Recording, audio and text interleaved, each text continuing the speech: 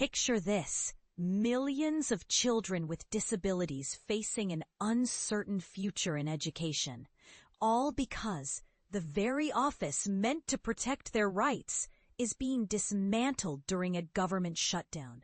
It's a heart-wrenching scenario that's hard to ignore, and it's sparking debates about the role of federal oversight in our schools.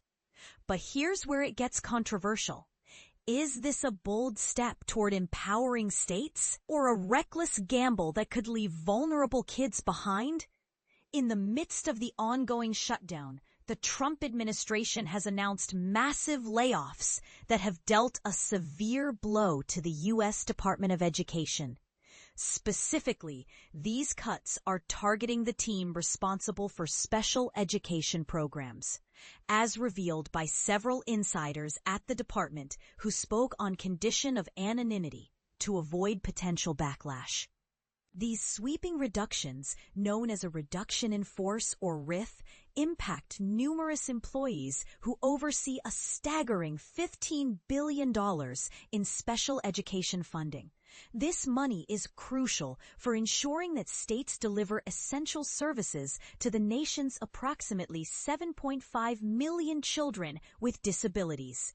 Without this oversight, it's like removing the guardians from a system designed to support those who need it most. This move is utterly devastating to the office tasked with protecting the rights of infants, toddlers, children, and youth with disabilities, lamented one department staff member, echoing the sentiments of others NPR interviewed.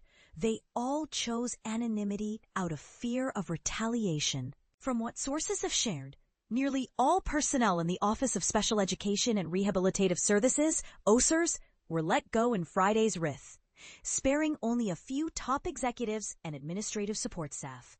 Think of OSERS as the core of the special education ecosystem.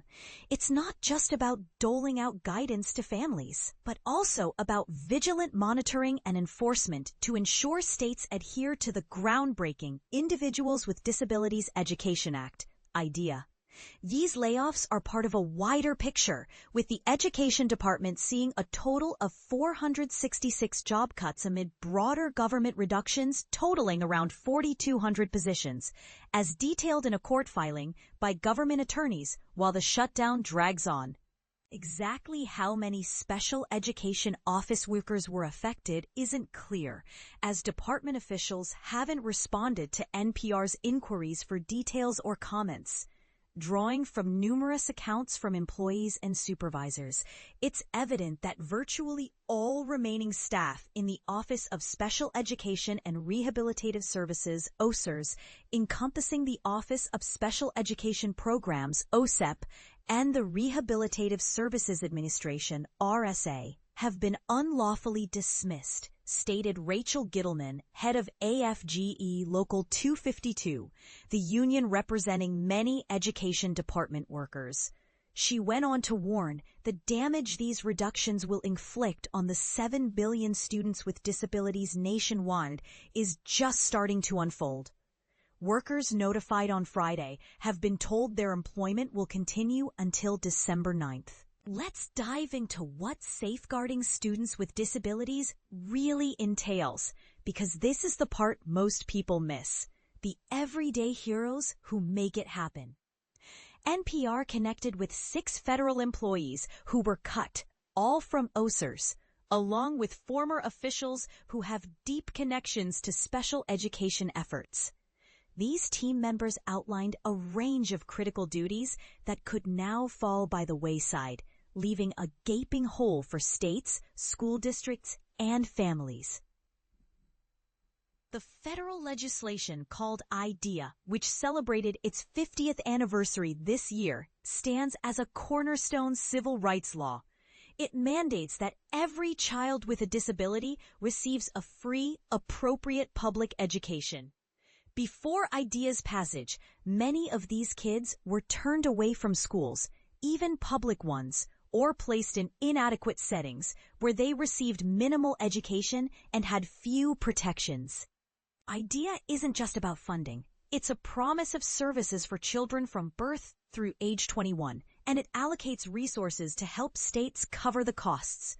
Annually, states submit data to OSERS to demonstrate compliance, along with plans to access the billions in IDEA funding for special education.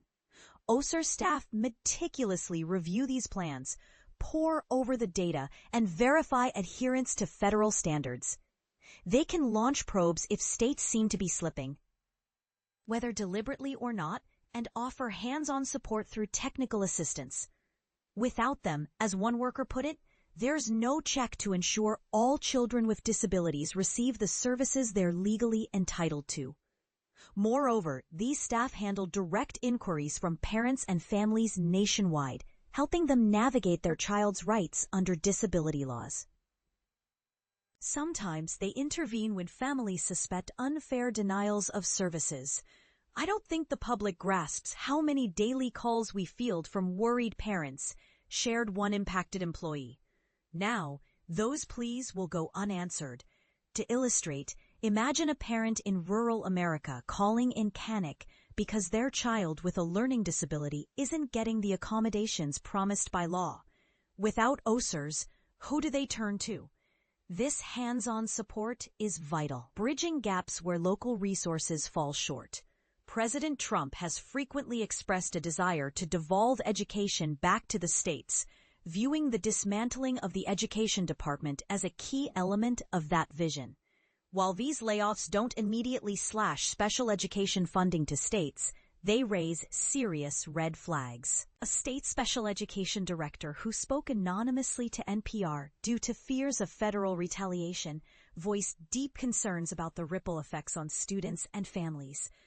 "I'm genuinely worried," the official admitted. "It's beneficial for states to have federal watchdogs ensuring accountability."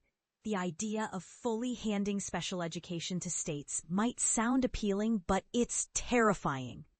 What if one state interprets the law loosely while another takes a strict stance? Several sources also challenge the legality of gutting OSERS.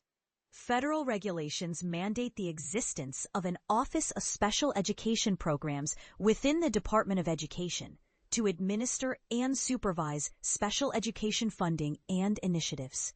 Consequently, shutting it down by eliminating staff would typically need congressional approval. This puts the federal government at odds with its own disability laws, noted one OSERS employee.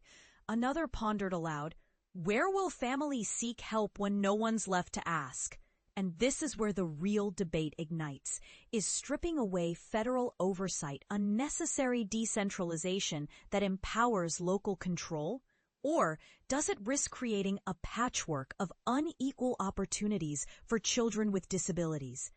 Critics argue it could lead to disparities, where wealthier states provide better services while poorer ones cut corners. On the flip side, supporters might see it as reducing bureaucracy and giving states more flexibility. What do you think? Does this align with a vision of limited government? Or is it an abdication of responsibility that harms the most vulnerable? Do you support returning education fully to the states, or fear that without federal standards, some kids will be left out? Share your opinions, agreements, or disagreements in the comments. Let's discuss.